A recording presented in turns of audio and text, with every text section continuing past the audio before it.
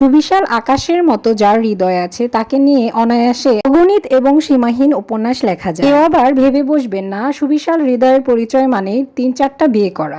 আমাদের সমাজে এমনও অনেক মানুষ আছে যারা কিনা সুন্দর উদাহরণ দেখে সঠিকটা না ভেবে বিপরীতটা ভাবতেই পছন্দ করে বেশি। মোট কথা ভালো জিনিস ভালোভাবে নিতে পারে না, তো তারা এরকম চিন্তাধারা দিয়ে ভাবতেই অভ্যস্ত। হ্যালো এভরিওয়ান, সবাই কেমন আছেন? প্রতিদিন রাতে আর ভাত খেতে একদম ভালো লাগে না, জানি একঘেয়েমি চলে আসে। আর তার কারণটা হচ্ছে এই যে আমার অলসতা। রুটি বানাতে যে আমার এত কষ্ট হয় তা বলার বাহিরে। আসলে অভ্যাস না থাকলে যা হয় আর কি। মনে হয় যেন এই রুটি বানানোটা যুদ্ধের থেকে অনেক বেশি কষ্ট, পাশাপাশি অনেক বেশি সময় সাপেক্ষ আমার কাছে।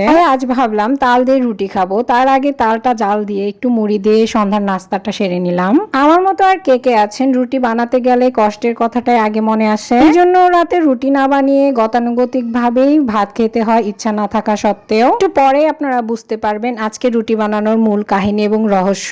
এই যে দেখছেন রুটি বানানো হচ্ছে, এটা কিন্তু আমি বানাচ্ছি না। যখন আমার মা আমার বাসায় ছিল তখন বানিয়েছিল। সময় বলেন অথবা ভুলে যাওয়া বলেন, এর জন্যই ভিডিওটা দিতে দেরি হয়ে গেল। কোনো কারণে ভিডিওটা স্কিপ করে গেছে। আর রুটি বানাচ্ছে বলে এত সুন্দর গোল গোল হচ্ছে, আর আমি বানাতে গেলে তো এক একটা এক এক দিকে চলে যায়, পুরাই মানচিত্র হয়ে যায়। এই যে প্রথমেই বলেছিলাম আমার রুটি বানাতে অনেক বেশি কষ্ট লাগে, তাই হয়তো রুটিগুলো বুঝতে পারে। এর জন্য আমার কাছে আসলে তারা সঠিকভাবে কাজ করে না, গোল হয় না।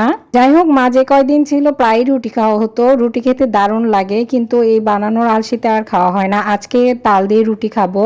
তাল দিয়ে রুটি আপনারা কে কে খেতে পছন্দ করেন অবশ্যই কিন্তু কমেন্টসে জানাতে ভুলবেন না। আর দেখুন তালের কালারটা কত সুন্দর লোভনীয় এসেছিল, আমার তো এখনই জিভে জল চলে আসলো। আবার তাল রুটি খাওয়ার পর ঝালমুখ করার জন্য এখানে দেশি লাউ দিয়ে ডালের বড়ি দিয়ে রান্না করা হয়েছে। মিষ্টি মুখ করার পর আমাদের আবার ঝালমুখ না করলে হয়ই না। বাঙালি বলে কথা, ঝাল ছাড়া কি আর বাঙালিয়ানা হয় বলুন তো?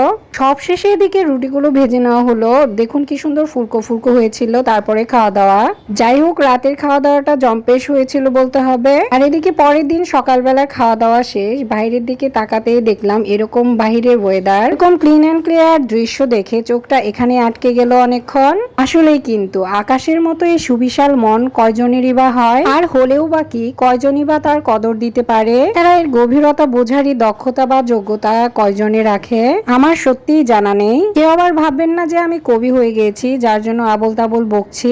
অবশ্য আমি বা এর গভীরতা সম্পর্কে কতটুকু জানি সেটা আমি নিজেও জানি না। যাক, অনেক বক বক করলাম, এইসব আর বলে লাভ কি। দুপুরের রান্নাটাও সেরে ফেলি এখন তাহলে। চলুন, দুপুরে একদম সিম্পল রান্না করব।